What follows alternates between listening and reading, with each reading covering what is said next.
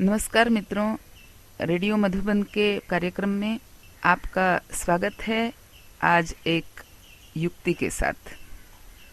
ये युक्ति है जिसके सहारे आज हम कुल 315 संस्कृत के शब्द सीखेंगे।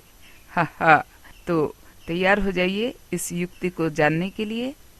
और हाँ, हमें अपना SMS भेजना मत भूलिए। हमारा दूर संदेश क्रमांक है 98 14 15 14 15, अर्थात 9814151415। तो आइए आज इस युक्ति को सीखते हैं। पिछले एक पाठ में हमने प्रश्नवाचक सर्वनाम देखा, जिसका हिंदी रूप है कौन, और हिंदी में लिंगों का भेद नहीं होता है, लेकिन संस्कृत में होता है। इसलिए कौन के लिए हमने 3 शब्द देखे थे, कहा, का और किम। और हमने कहा के लिए सारे शब्द रूप अर्थात तीनों वचन और 7 विभक्तियां, इस प्रकार 21 शब्द रूप कहा के लिए सीखे थे। इसी प्रकार का के लिए भी 21 शब्द सीखे थे और किम के लिए भी 21 शब्द सीखे थे या जाने थे। इसी कड़ी को हम आज आगे बढ़ाएंगे। तो मित्रों, आज कुछ दूसरे सर्वनामों को देखते हैं जिन्हें दर्शक सर्वनाम कहा जाता है। हिंदी में ये दर्शक सर्वनाम है जो। जैसे हम कहते हैं जो जीता वह सिकंदर। तो ये जो शब्द है जो, इसके लिए भी संस्कृत में 3 लिंगों के लिए 3 शब्द हैं, यह, या और यत। और जैसे कहा का रूप चलता है उसी प्रकार यह का रूप भी चलता है।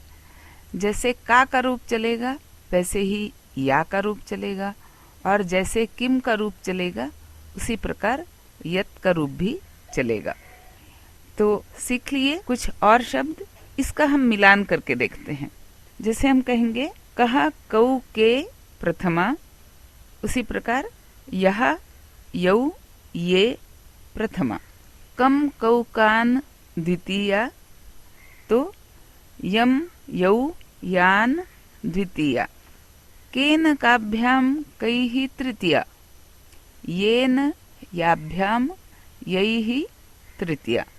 आगे कस्मै काभ्याम केभ्यः चतुर्थी, तो यस्मै, याभ्याम, येभ्यः चतुर्थी। कस्मात् काभ्याम केभ्यः पंचमी, उसी प्रकार यस्मात्, याभ्याम, येभ्यः पंचमी।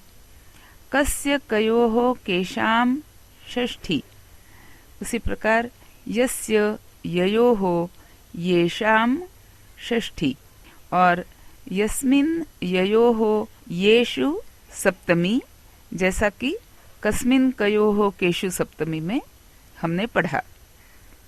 इसी प्रकार का रूप जैसे चलता है और का के लिए तीनों वचन और 7 विभक्तियां मिला करके जिस प्रकार 21 शब्द बनते हैं, उसी प्रकार या के लिए भी बनेंगे। और इसी तरह जैसे हम किम के लिए 21 शब्द बनाते हैं, उसी प्रकार यत के लिए भी 21 शब्द बनेंगे। तो ये हो गया सर्वनाम जो। अब एक मजेदार बात मैं विषयांतर करके बता दूं कि अंग्रेजी में जो के लिए कोई अलग शब्द नहीं है। वहां पर जो प्रश्नवाचक सर्वनाम है उसी का उपयोग किया जाता है। जैसे अगर हु का अर्थ है कौन, व्यक्ति, तो जो के लिए कहेंगे हु एवर। और किसी वस्तु के लिए प्रश्नवाचक शब्द है व्हाट, तो किसी वस्तु के लिए जब कहना हो जो, तो अंग्रेजी में कहेंगे व्हाट एवर। लेकिन संस्कृत में, हिंदी में और भारतीय भाषाओं में ये एक अलग शब्द है जो है जो। तो हिंदी में हो गया जो, संस्कृत में हो गया यह, या यत। इसी प्रकार मराठी में भी हो गया। अब देखो, मराठी में लिंगों के हिसाब से फिर 3 शब्द बनते हैं। जो मुलगा, जी मुलगी, जे फूल, तो 3 शब्द हो गए लिंगों के हिसाब से जैसे संस्कृत में होते हैं। लेकिन वहीं अगर हम बांग्ला भाषा को लेते हैं तो वहां पर कहेंगे जे छेले, जे मेई और जे फूल।